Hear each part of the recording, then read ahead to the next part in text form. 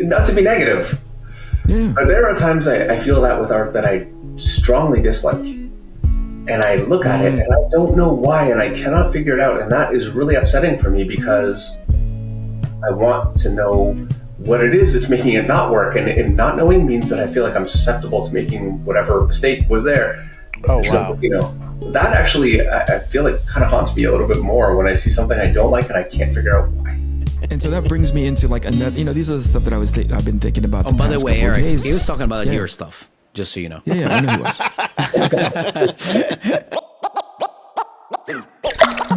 This is the Inkpulp Podcast. All right, there we go. Hello. Welcome, everybody. We have David Finch on. And here's what I was saying right before I hit the what do you call it, the record button. Dave, I'm gonna blow you up a little bit because backstage he said, "Hey, there's no elegant way to do this," and you spit out your gum. And I said, that's probably the most elegant thing that we're gonna do all morning, because clearly you did not know what room you walked into when you said yes. Okay, I have to admit, I have some idea. I've watched. So yeah, okay. I knew what I was getting into. All right. Just as long as you had some kind of prompt, because when I saw your name come up in the invite list, I thought, what did you say to that guy to make him think that this was a good idea? Did you say that he's going to be in a panel of more prestigious people? Because it's just going to be us. It does not get more prestigious than that. Thank you for being here, man. Really appreciate it. Thank you. This is a retroactive thank you for bringing me on to your podcast, which, by the way, you hold. Are you getting back into it now? Are you getting back into it again? I know it was weekly at one point, and then you tapered off potentially. I'm assuming it's because of work or convention schedules, and then it's picking right back up again, right? It's picking back up again. I did a Monday night draw, which is just me drawing myself. Oh, sure. Just this past Monday, and we're going to start doing that as regularly as I can. Yeah. And I want to keep having guests as much as possible.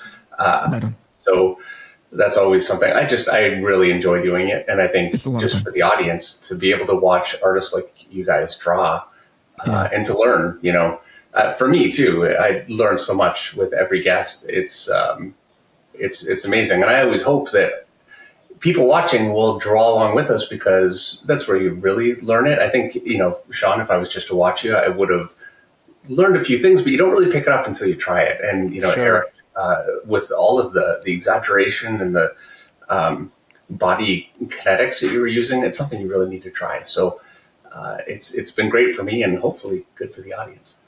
Yeah. I think here's what I've seen that's really super encouraging. As celebrated as you are, as many notches as you have in your professional belt, you're always the rhetoric that you use, especially when I was on, the rhetoric that you were using was coming from a place of like learning. You were always in that space of like, hey, how do you do that? What's your process? And that says a lot about your character. And as far as like, hey, there's always a opportunity to incorporate something from somebody's toolkit. That's really, really cool, man. I picked up on that fairly quickly. Yeah, same here. And I think it's a big part of the reason why you're just so good. You're always like thirsty for more knowledge and open-minded to new processes and techniques. Yeah. And you're always growing. Yeah. It can be really difficult to fit with kind of an established style that I always worry, I want to try so many different things, but then I need to bear in mind that when I'm hired to do a job, they kind of expect a certain thing. And so it's, trying to incorporate new things and still kind of stay true to what I'm trying to do. It can be tough, but I think that's kind of the most fun challenge.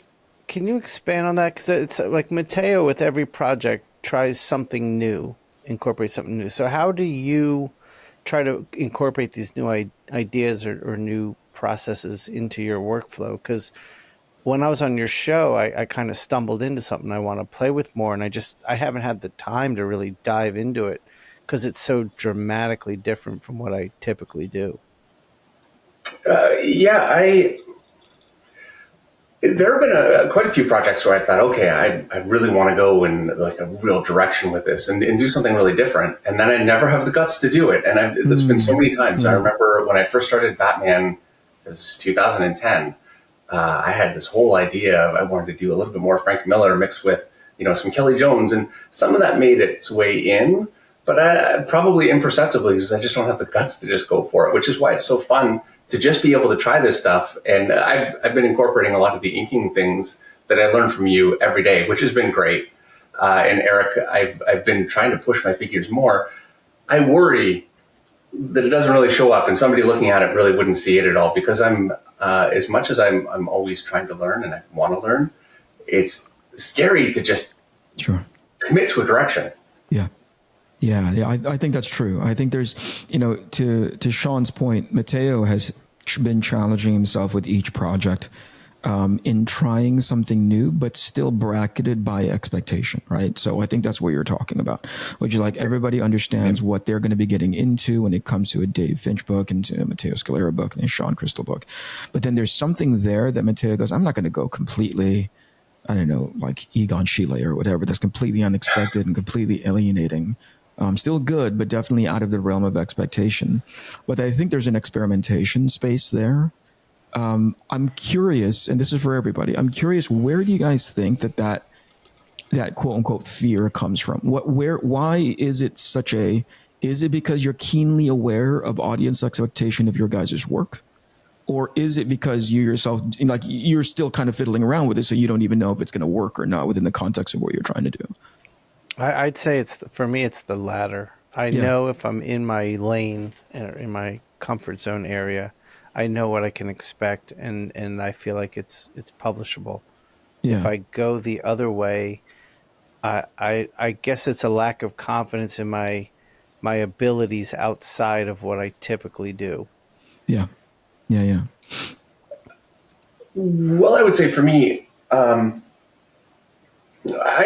artistically, I tend to really operate out of a place of fear, which is terrible, but it's also a great motivator. I'm always so worried about how something will be perceived and whether people will like it. And will this, work and people will respond well to it? And that I think is a good motivator, but it's also a real shackle. And it does prevent me from just exploring, and I have a very mainstream style. Aesthetically is what I like, but it can be a bit of a trap, and I'm so afraid to move away from it. I do so much rendering, and I know so much of that. While I do love it, it's a fear of not putting in enough. And fascinating. So it does hold me to a style. Yeah. What about you, Matty? Yeah, to me, I think that I never do that. I never consider like, am I going too far away from my normal style? I think that you'll always recognize who did that. Like, unless, there's some authors, I remember seeing something by, I think it was Imonen or somebody else. There's some artists that do experiment a lot in other projects, so much so that sometimes they get almost recognizable. But it's never been a big deal to me. Like, to me, the only criteria that I have is if I still like what I do. Like, if I try a new style and I'm enjoying the page once it's done, or the cover, whatever I'm doing, once it's done, that's my only concern. To like what I do. If that makes sense. It does, and it's interesting to think of it from. And Dave just said something I wanted to get into. He said he understands that it's he understands he has a mainstream style, and I've thought of that in context of this conversation that I had 2 weeks ago with a buddy of mine, who's an instructor, and he's a concept art instructor specifically for environments, right?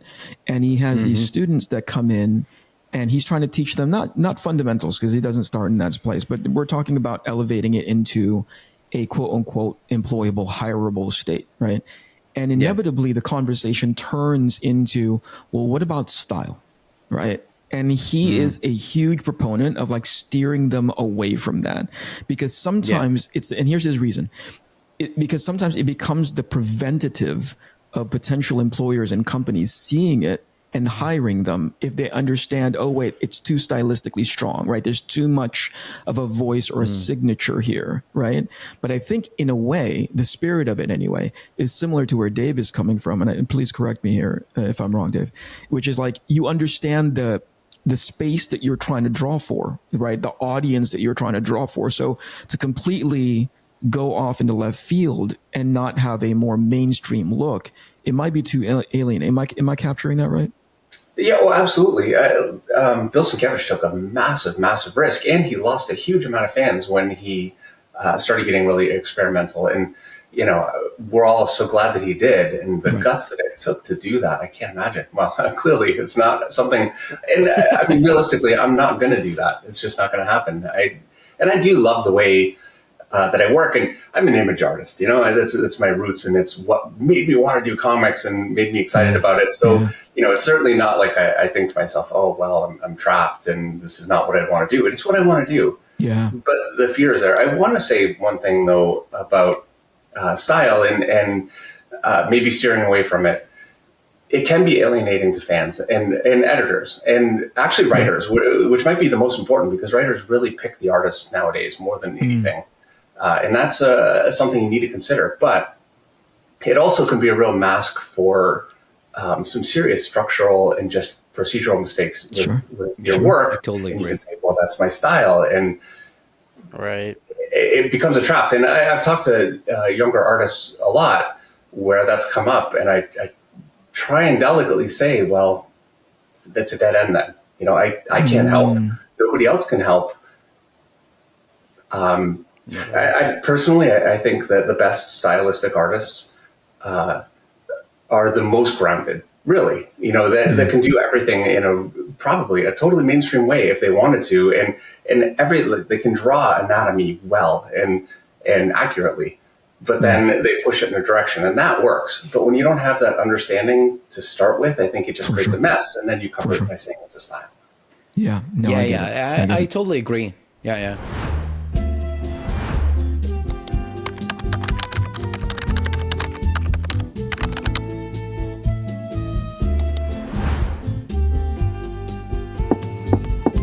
Hey, Eric, what's up? Hey, Shawn, I was just looking for Mattteo online like I do every morning for my daily dose of inspiration. And all of a sudden, I stumbled upon his new website. Mattteo has a website? That's amazing. Let me see. Isn't it great? It has everything you need to know about Mattteo. You can buy his books, check his newest Instagram posts. You can even watch the latest episode of our podcast on it. Wow. Mattteo is amazing. This is so great. But wait a second. What is this? This is the best part. By subscribing to the Dumb Shark newsletter, not only will you receive promo codes for original art on Essential Sequential and information about new releases, but you'll also have access to a digital version of Behind the Fins, which is Matteo's unpublished new sketchbook that collects all of his best cover layouts. Wow, Mattteo is so generous. This is an awesome gift. I want it too. Let me subscribe right now. Yeah, Mattteo really knocked it out of the park with this one. Right when you think he's hit his peak, he somehow finds a way to outdo himself. I'm so impressed. Hey guys, I'm a little worried. Looks like someone keeps looking for naked pictures of me online. Wait a second. Eric, is that you? Nope.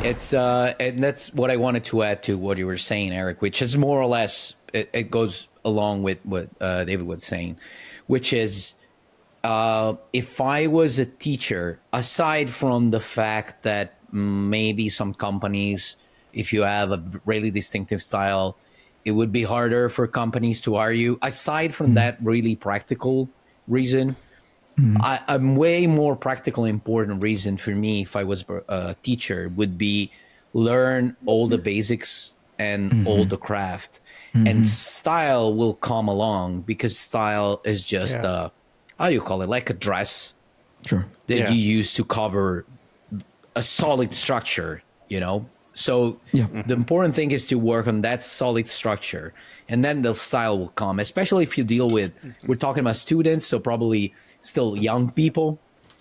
And I think that style comes with personality, and personality comes with experience in life. So I always find it weird when I hear like a 17 years old telling me, "Oh, you got to find my style." Like, it's, you're gonna be, by now and the time you'll be a real adult, you're gonna be another 10 different people. So style shouldn't be your concern now. There's more. There's bigger priorities now, which is learn how to draw, learn anatomy, learn how to do shadows, learn to work on perspective. There's plenty of stuff to deal with before style.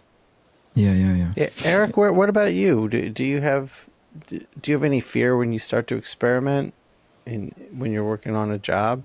I think it's not fear. It's more like awareness, right? If I'm doing it well, right? I understand that it's out of my comfort zone, but I'd appreciate. From myself, I'd appreciate it if I knew I was doing it well. And so within the context of that uncertainty, again, that's not fear per se, right? It's just like, I don't know if something is good, right? Like, right. So I go into a more sort of primal space, which is like, it feels good, but until I know why it's good, it's really uncomfortable, if that makes any sense, right? If I'm trying out a new palette, right? Hey, that feels like, I understand, there's this one guy's palette set that I downloaded for Procreate, right? And he broke everything down into times of day. We're talking 10 a.m., noon, 1 p.m., 4 p.m., and the color palettes change accordingly, right? Depending on weather, obviously, but generally that's how he boxed the palette together. And I was applying them, and they felt good, but the uncomfortability from me came from the space of like, I don't know why this is this color, right? You're making it easy for me. I'm doing a shortcut. Understand the logic behind it. You're just using it. And it works, but you don't know the reason behind it. Right. It looks good. It feels good, but I don't know why it's that way. Here's another thing. I wanted to bring this up. Dave, did you know that there is a Procreate brush set that emulates your hatching style? No. I have it. Holy shit. It made me laugh. Have you ever tried it? I have. And it is the most cosmetic, like it is the most, not lacking in thought, because clearly somebody had to build it, right? It is the most cosmetic concept of your work, right? Which is just like, if you use this brush, which just hatches it, right? It suddenly it has this Dave Finch flavor. It's like, hey, how do you capture Dave Finch in a cake? Well, you just put this kind of icing on top. You're like, no, idiot. There's something else under that cake that actually makes that thing a Dave Finch cake. So I was laughing at some of the people, like when I applied it, I was like, I get it, but it doesn't take into account what you were talking about earlier, which is the fundamental structure underneath it. Right? It takes it puts the rendering on top where you're like, well, clearly, that's where you're getting it from. But the structure and by why that rendering makes sense, which goes back to what I was saying 2 seconds ago, which is like, yeah, that's going to look like Dave Finch, but you don't know why. Right? And inherently that makes it wrong, right? At its core. Yeah. It's the risk of looking at the superficial things that an artist does and the why. I'm just going to repeat what you said, but yes, absolutely. Yeah. I'd be really interested to try it. I wonder if it would work for you. Yeah, no, it was incredible to just be like, wee, like I just ran the pen across the screen. Is it work digitally at all? Say again? Oh, I was asking David if he works digitally at all, since you were talking about Procreate. I'm interested about that. Yeah. No, yeah. I have to clean up my pages digitally, obviously, with Photoshop. So, just to adjust the blacks and the whites with the inks. And if I have to draw a really large, like a round room, for instance, I'll just establish the perspective with SketchUp, and it makes it so much easier. I've spent enough time over the years trying to make something like that work, and it's such a massive headache. So like cars, anything like that, I have used 3D for a bunch of things, but I just found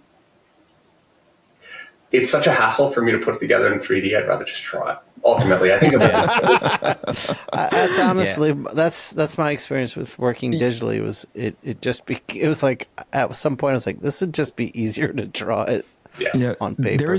I think there's like this, you know, the guys in this room, you included, Dave, are all sort of like driving down this same sort of highway. Where I diverge from these two guys, and I really envy them for it, is like they love that tactile, traditional feel. Right, I can see it when Mattteo was drawing the hell out of something. I was like, this guy would if this was a swimming pool, Mattteo would like be neck deep into the water of whatever it is that he's doing. He loves it so much.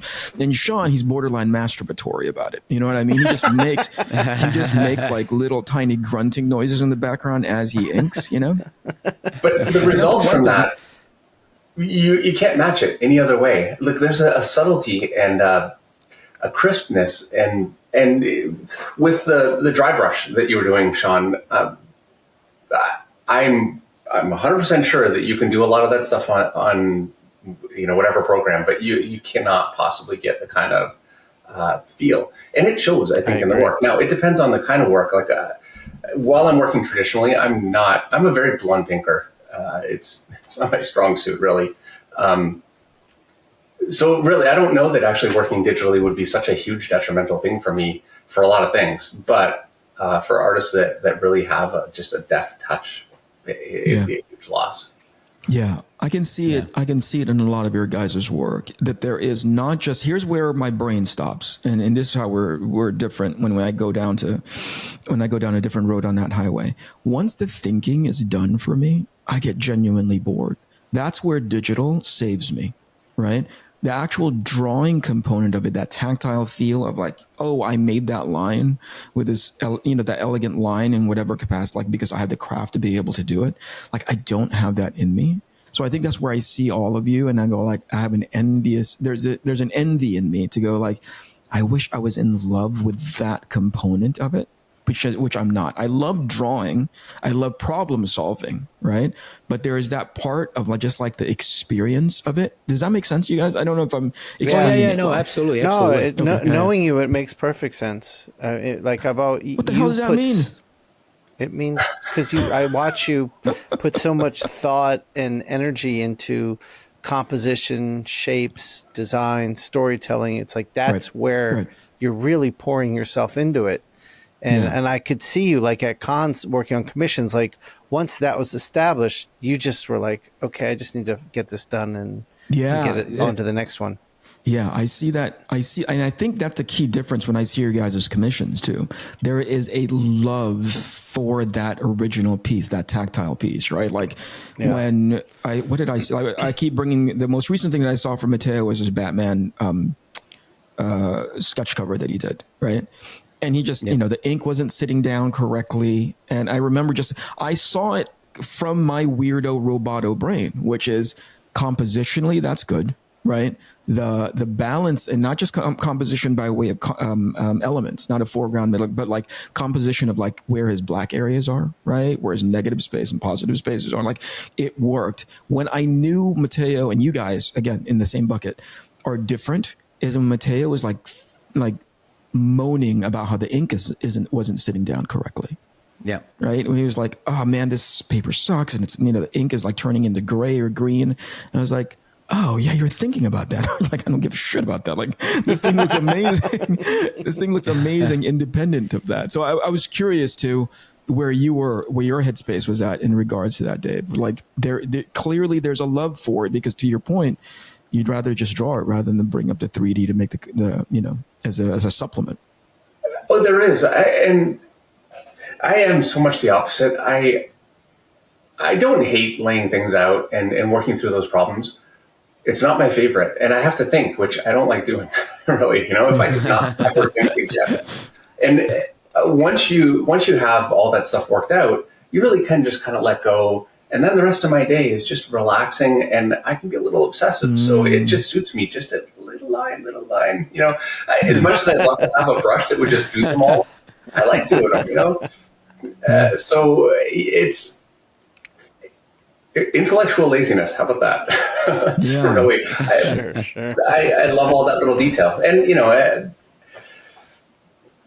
nothing. Yeah, really, intellectual laziness. I can just sit and listen to a podcast and just relax. And the first part of the day is truly the hardest for me, where I'm really having to think. That's so interesting. Can I add a little something about myself, because it goes along with what you were saying, Eric?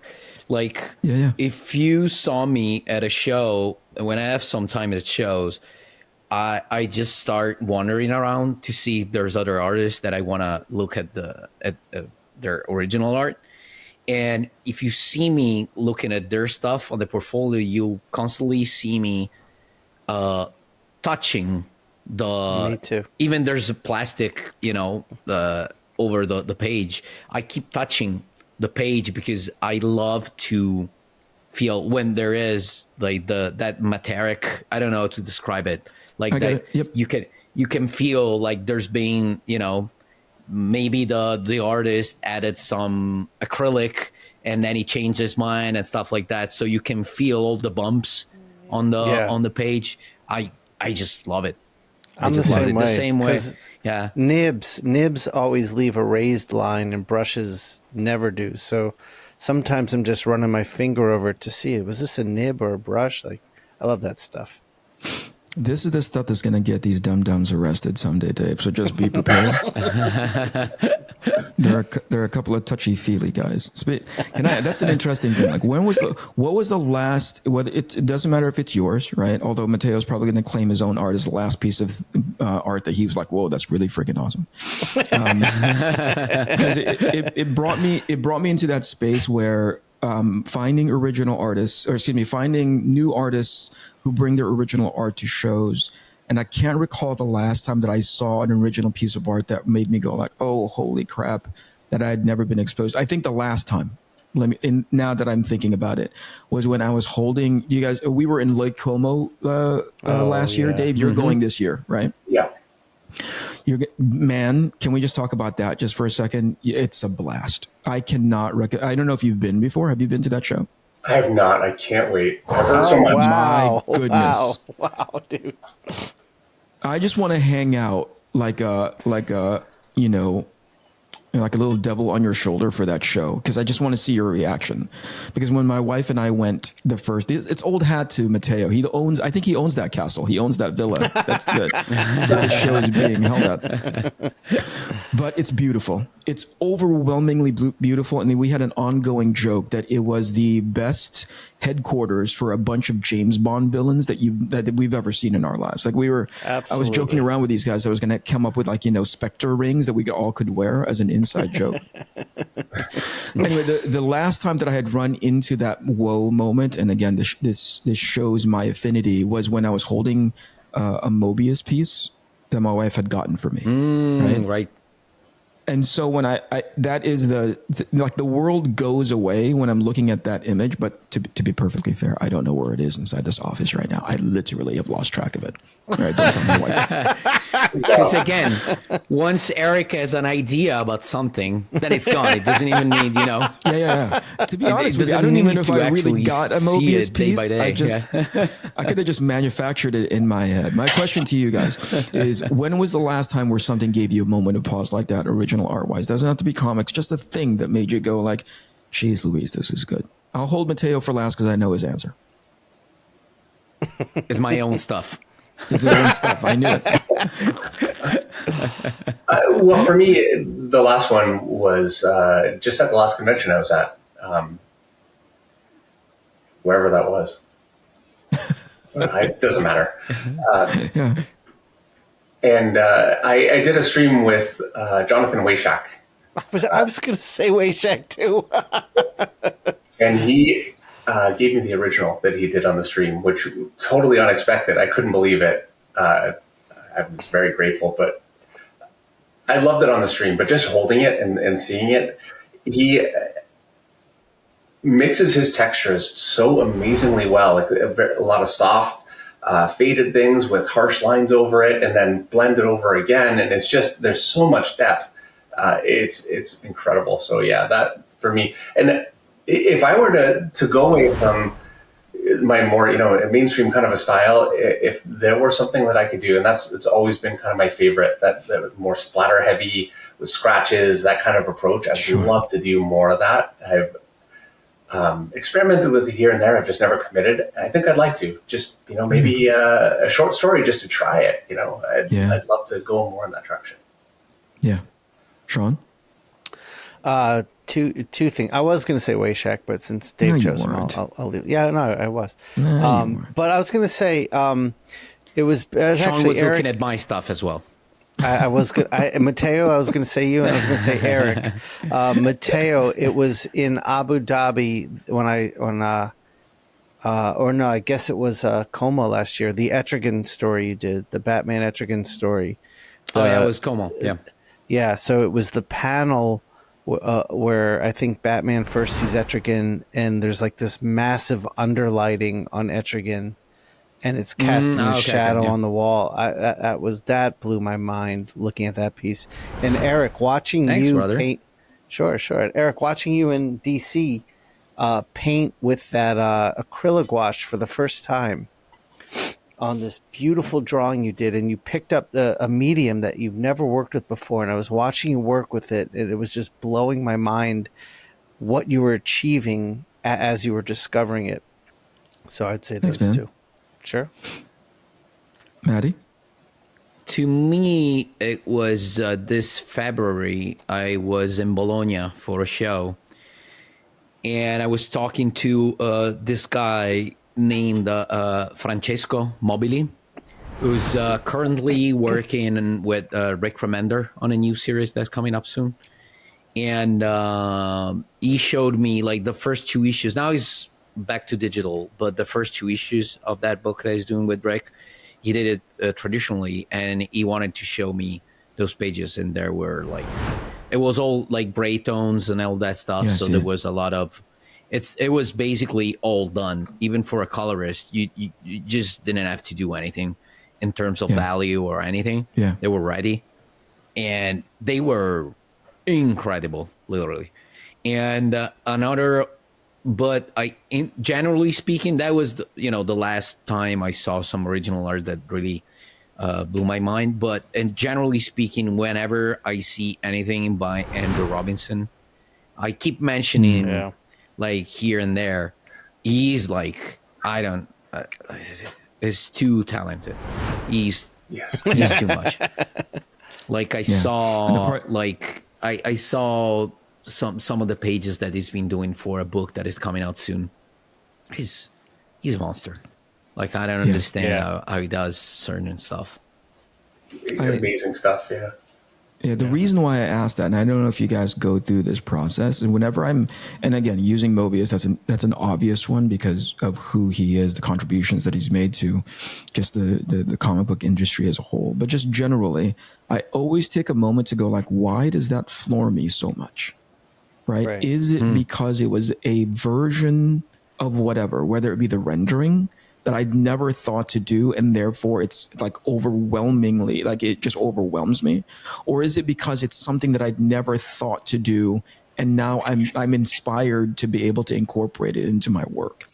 Does that make sense? Like I always take a moment to like look at a piece, and go like, wow, that's really, really good. I understand the craft, but why is that really, really good to me? Like outside of just, obviously it's something that potentially can't do.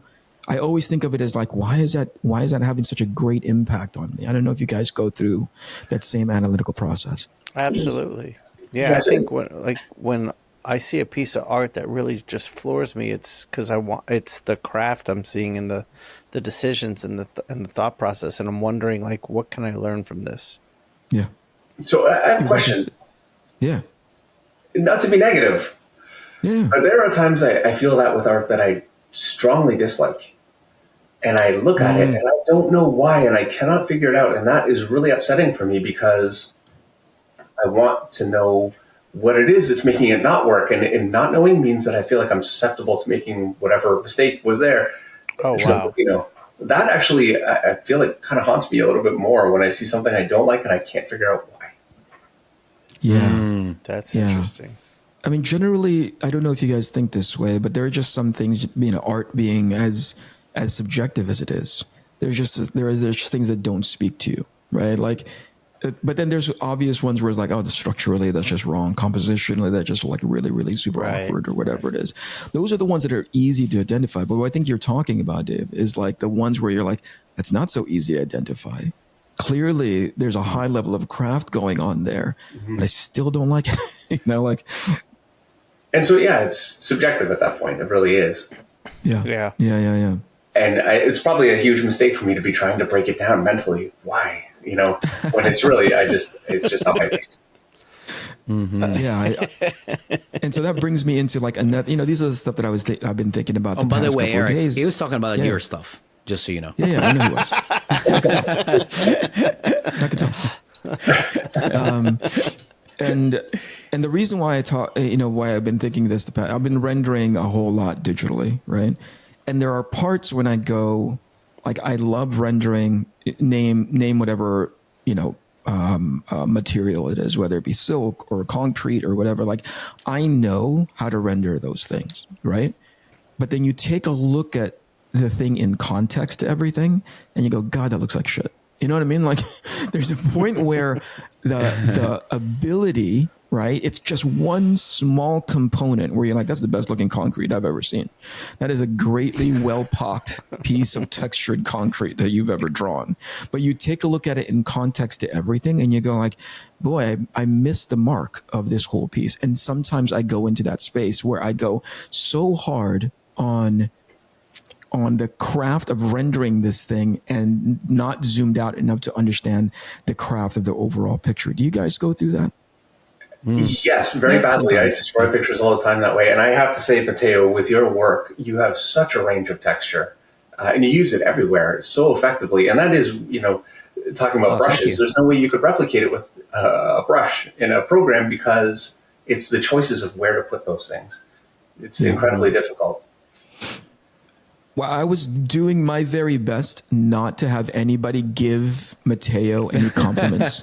Yeah, because just what he needed. God, just man, what he needed. It's gonna be all morning of him just falling in love with himself this entire time.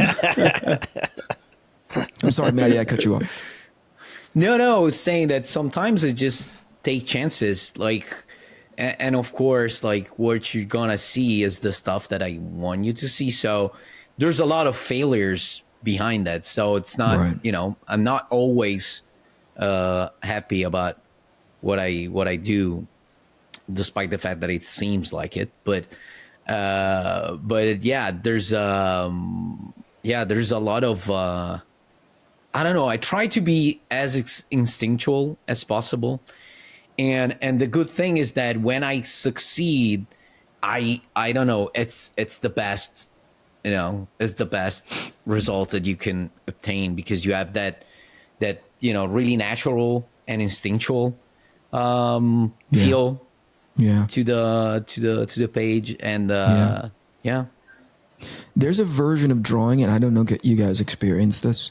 There's a version of drawing, whatever it is, where it just feels like you're printing it. You are your hand, the time that you're spending is just the extension of whatever it is, the intent in your brain. It might not be fully formed even, but just the intent that what you had initially. And there are times when you're just laboring, right? Yeah. Do you guys experience that a lot? Any version of that you can talk about? That would be interesting to understand, to explore. Yeah. Do you guys feel? So I feel like when it's just flowing out, and like you said, it just feels like you're printing it out.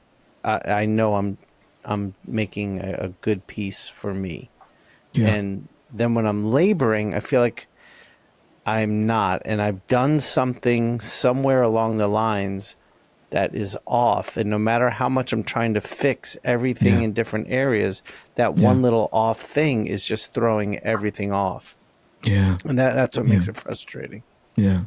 Dave, anything like that for you?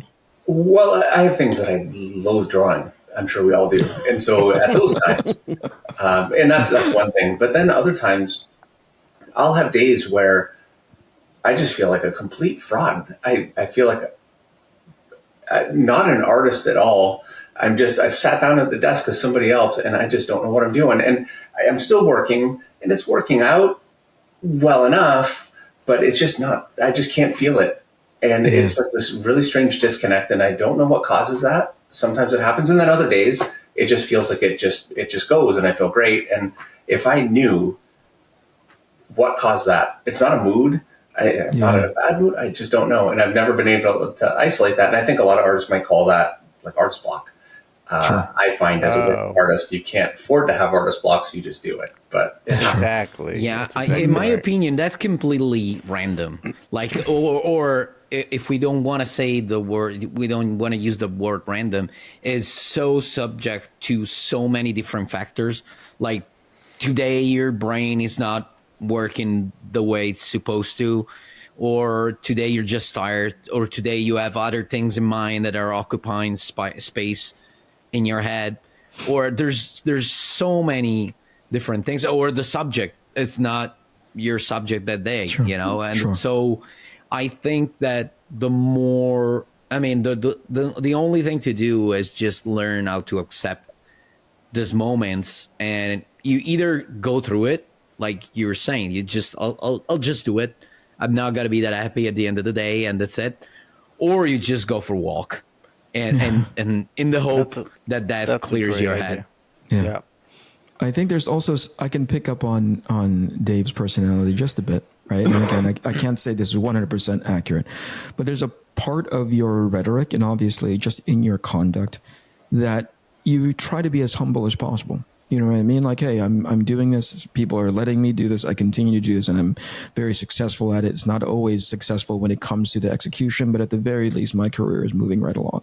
There's something about that people should, you know, really digest, like really think about when it comes to like, because I saw a kid, I won't name them, but they just fell in love with the idea of themselves, and they're spreading it all over online. And I go like, you don't have enough notches on your belt to be able to say statements as broad and as braggadocious as this. Now, here's the other thing I saw when you were talking about like, hey, sometimes I'm just not feeling it. You know what I mean, Dave? When you're feeling like, hey, is this what do you call it? Mattteo, Eric was just talking about you, by the way. No, that's what I was laughing like 10 seconds ago. I thought he was literally talking about me. When Dave was talking like humble and he was like, sometime am I doing, you know what I mean? That whole self-awareness thing. Mattteo, I could almost see that little beach ball thinking thing that you see on like Mac computers. Mattteo didn't quite understand where Dave was coming from. He was like, I don't know what you mean. I'm really good all the time and always. I was literally looking at the word humble on my phone. Yeah. You're like, I understand. I think, Matteo's like, I think he said Bumble. I'm looking at Bumble, and that's not sound like humble. And I found the translation in Italian. I don't know it in Italian either. Yeah. So that word is unknown to me in any language. Yeah.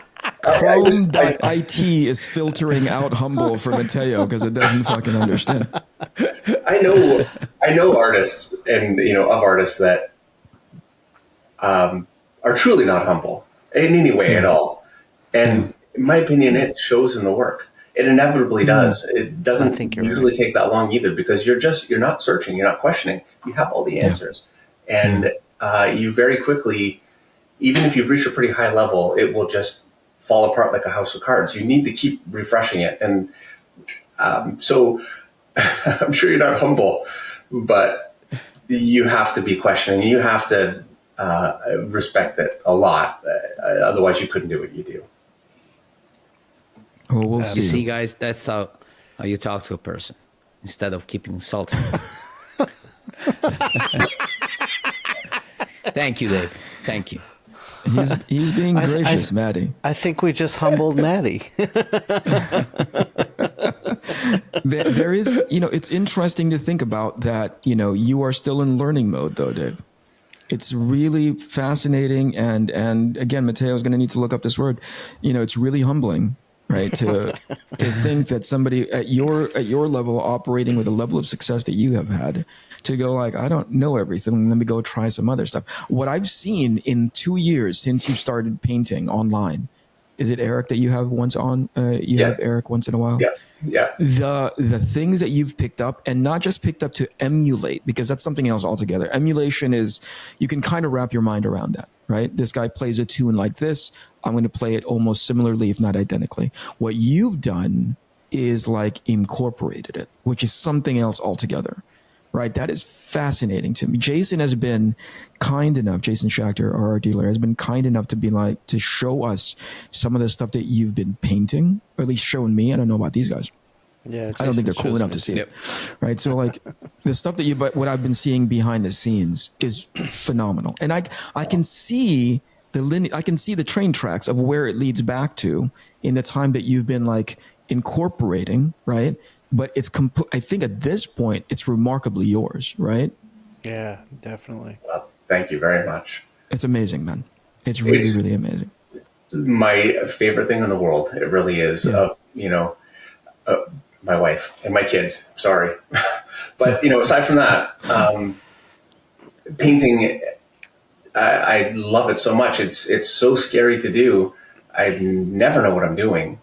And I'm always learning too. And it's something I've been so fortunate with, having great artists on that paint that I can learn from, and then trying to incorporate that. I feel like I've got so many things swimming around in my head. And as much as I say I don't like to think, and that is true, in some ways I do. And I love, it makes me feel young again. It really does. I remember the days of trying to learn how to draw, and the frustrations and how upset I would get all the time. And the fear of, where will you end up? I'm sure, we all, maybe, is this just me? I worried so much. Will I have a successful career? Will I be able to make it big and be a big name? And I wanted to be, very badly. Yeah. And, it's giving me a lot of that again, just searching and finding different things and different methods and learning about color. And I love it. It's been great. Yeah, that's fascinating. It shows. It definitely shows. Yeah. There's a ton of stuff in there. One of right off the bat, you said like, "Hey, it's really super scary for me." That's something I want to dig in deep with you and the rest of the guys, which is like, again, you guys have plenty of notches on your professional belt that pass for success, right? And I don't mean that dismissively, but there's plenty enough where you can go, I can pretty much, I can pretty much continue my career, right? Instead of doing this scary thing. Why do the scary thing? I'm not dead yet. That's a good question. Well, I think well, for me, because like Dave, I've gotten into painting more recently, and for me, it offers a bunch of new problems to solve. It's like a land of discovery. I think the process is fun, but then, like for me, when it got scary was, oh shit, now I have to turn this in to be published. But the whole process of making it, I was loving the like stumbling around and learning put this color here, and my values, like studying values and all that. But when it comes time to publish it, it got a little real for me. Yeah. Dave, did you say I'm not there yet or I'm not dead yet? Which one? I said I'm not dead yet. So yeah, I don't want to just resign myself to this is what it is, and this is the work that I do, and that's the end of it. I feel like there's always room for something new, and it's just I really enjoy pushing for something new. I don't think that's so uncommon. I mean, I think we're all kind of there to a certain extent. Yeah. No, I'm pretty much dead inside, you guys. I'm pretty much. Look where I am. I'm in like the red hell, Eric, I have to ask you, did you compositionally plan the placement of those two lights, those tripods behind you to frame you? Was that intentional? I don't know. It wasn't, I guess, naturally, but I wasn't sitting there like sitting in front of this chair and moving things over. You just You know can't what I help mean? but design a wonderful composition in anything. No, you do. I set them up trying to make sure that, both lights were bouncing off the wall nicely.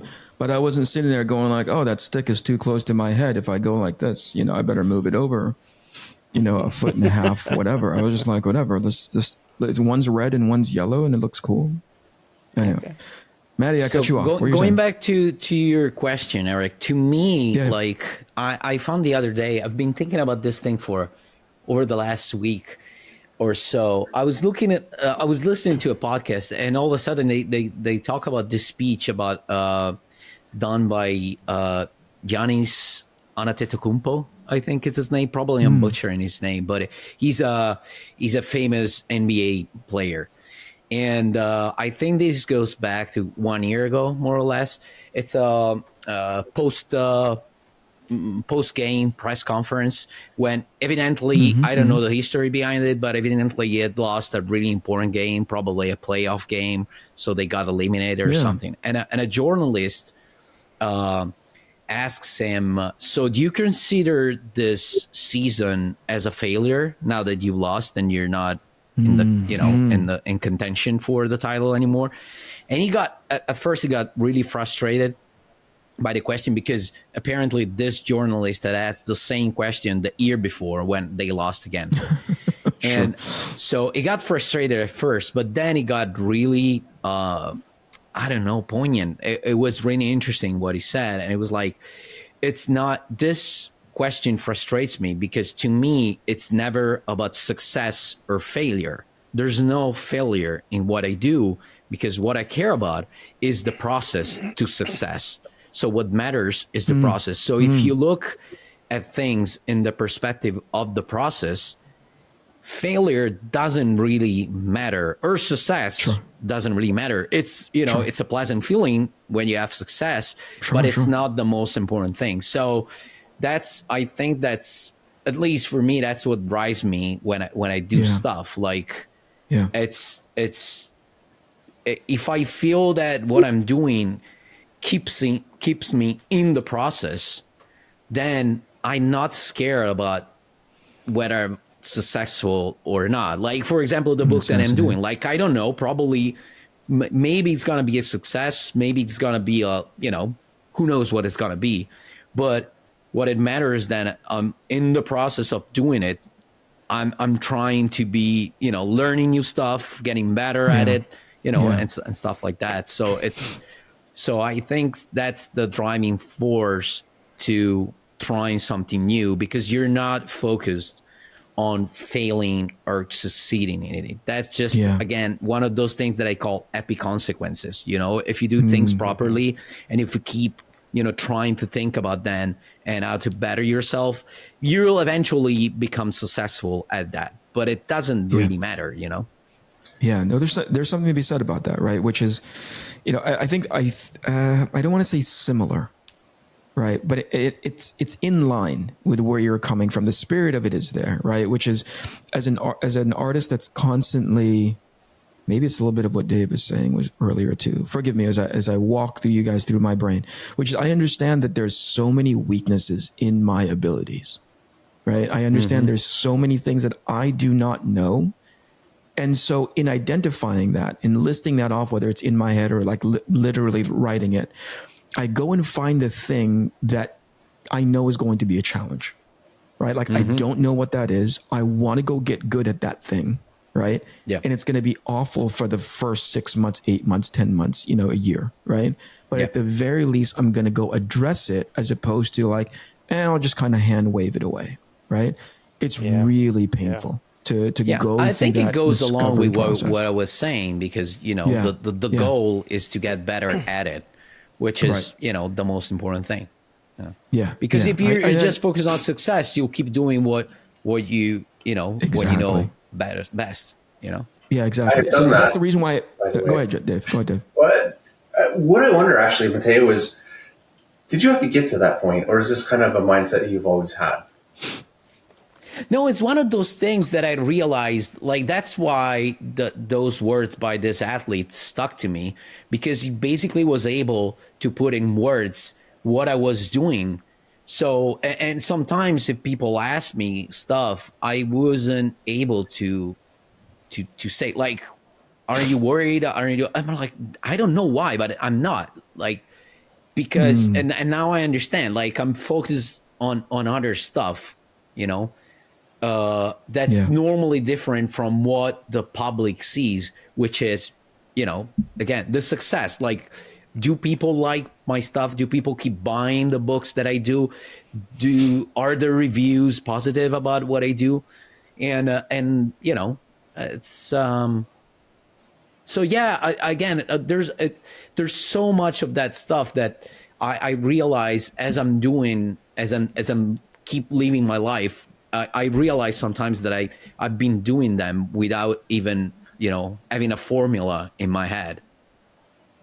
And then there are those of us that go through therapy to get there.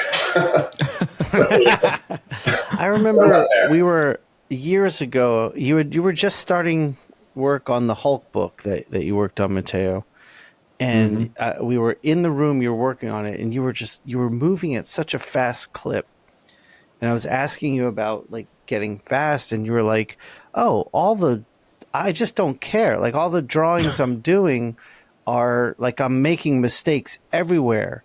But you're like, "But if I keep this exercise going, those mistakes will go away, and I'll still be this fast." And here you are, having done that. But at the time, I was like, I couldn't.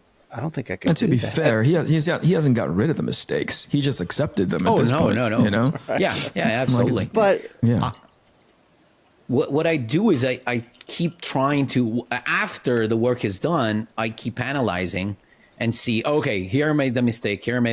I'm trying to remember that shame that I feel when I see when my stuff is wrong.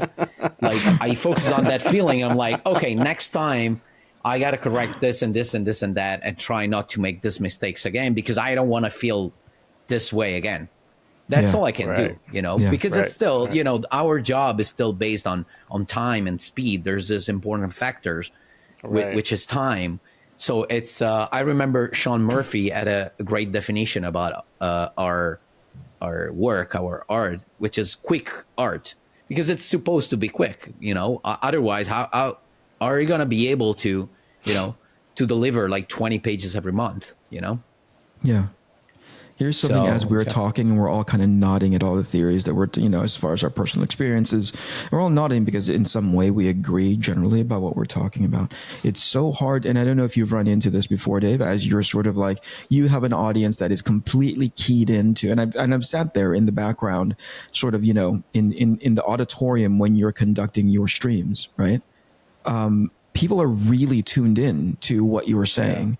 Yeah. Do you feel like you have to switch to a different frequency so it's a lot more digestible? Because right now you're talking, about something that we're all agreeing to because it's from a frequency standpoint, it comes from a learned place, an experienced place, and you've gone through these processes. But your audience is diverse, right? And as far as like their experience is concerned, do you have to switch into a different sort of like frequency or like broadcasting style so that they take it correctly? Does that make sense? I can't say as I've ever really thought about it too much, but I would say it's a different conversation talking to experienced artists that have a deeper understanding of, the whole learning process and then, the kind of maturation process and the whole, career versus talking to artists that are trying to develop their work and hoping to get work. It's a different position, and I'm usually talking more from that perspective. So it is different, definitely. I remember you were literally explaining form to somebody on stream once, it was interesting to me that you were explaining value and form to somebody, right? By, drop shadow and obviously like rendering it in such a, when you are in your hatching, you're actually thinking about volume, and I thought like, this is rudimentary, but not, by the way, that's not insulting, right? That's like rudimentary because somebody needed to understand the thinking behind it, right? But then you contrast that to everything that Mattteo is talking about right now. And only a few people will understand where he's coming from when it comes to like, the life lesson of like, it's not about the winning and losing. It's about this, it's about the application. It's about the exercise, right?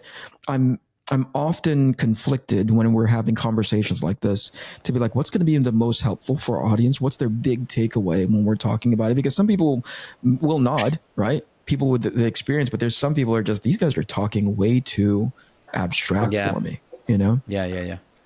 So it's interesting to think about processes plus like the thinking behind them. Yeah, they can be very different. I mean, they're very complementary, but I don't think an artist is ready for the higher order concepts until you really have all that basic stuff down. Yeah, that's true. I totally agree. True. Yeah, absolutely. 60% of the time, Shawn is nodding, and I'm like, there's that beach ball next to his head again. Like he's bobbing his head. I think it's the way Shawn has done these kinds of podcasts before, right? Where he's in rooms with really elevated, well experienced, highly regarded, really celebrated people, and they'll talk about something where Shawn is just like, I'm just here for this ride, man. This is a roller coaster and I'm hanging on to this bar, but I have no idea how we got here, So he's got it is to say that he's got a really good bedside manner when it comes to podcasting. So thank you very much, Shawn, for continuing that tradition.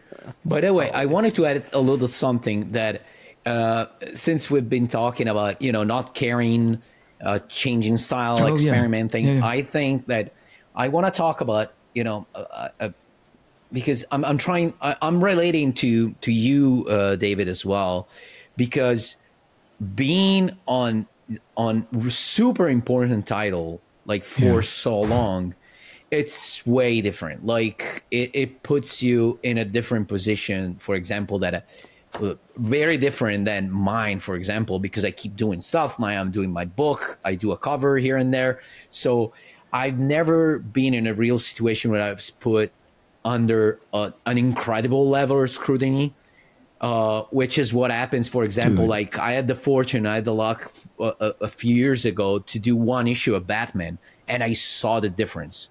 Like I posted a couple, maybe 4 or 5 panels from that book, and immediately at least 10 comments about, oh, the shading here is wrong.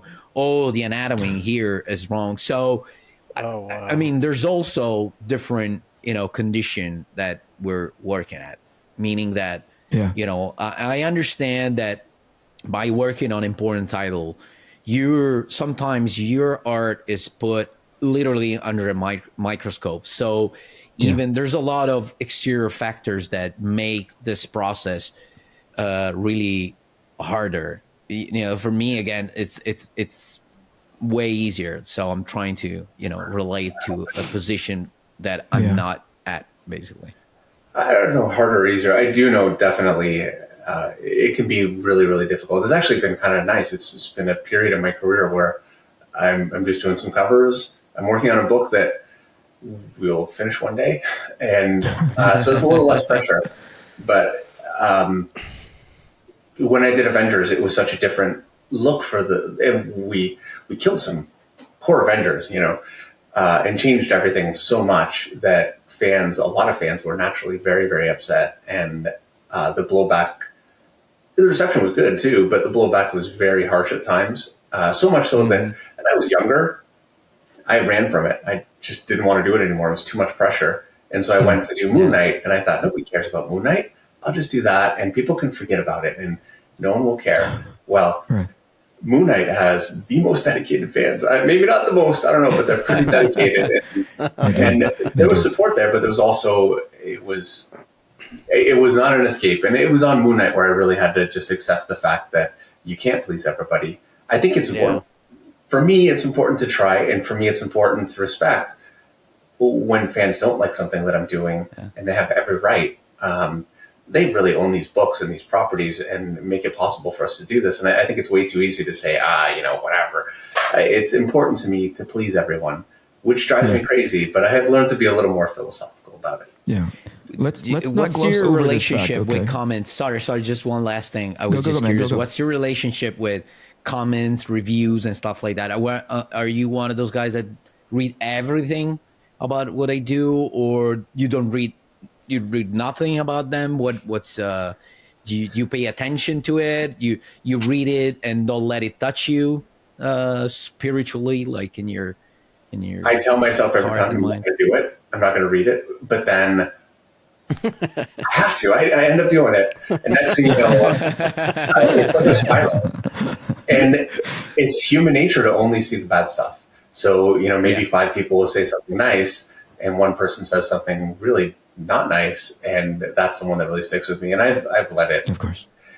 And this is actually the period really where I was talking about getting some coaching, and I did for that reason, because it was I just had a lot of trouble absorbing that that's stuff. fascinating. Keeping it in perspective, and it helped a lot with that. But I still do it.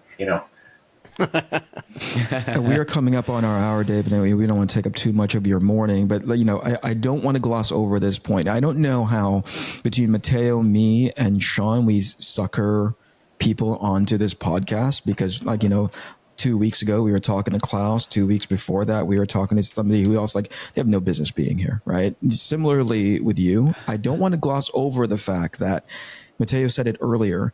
You are basically the guy that they put if they want to make a big deal out of a book. You're the guy that they put on it, right? Yeah. You are effectively the closest thing that I've run across where it's like, yeah, that guy makes franchises.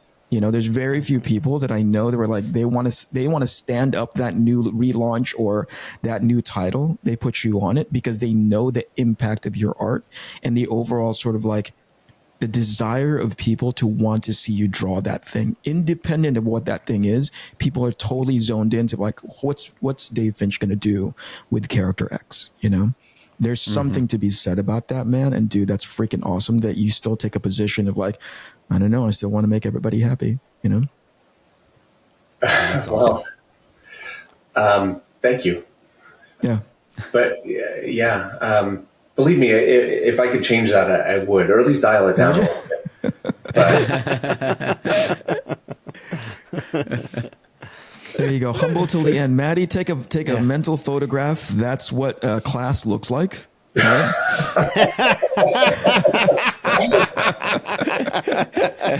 All right, Dave. Thank you so much, man. We appreciate your time. I'm going to hit the stop button now. Thank you, Dave. Thanks a lot. There we go. 1, 2, 3. Stop. No, knock it off. Knock it off. Inkpulp Podcast.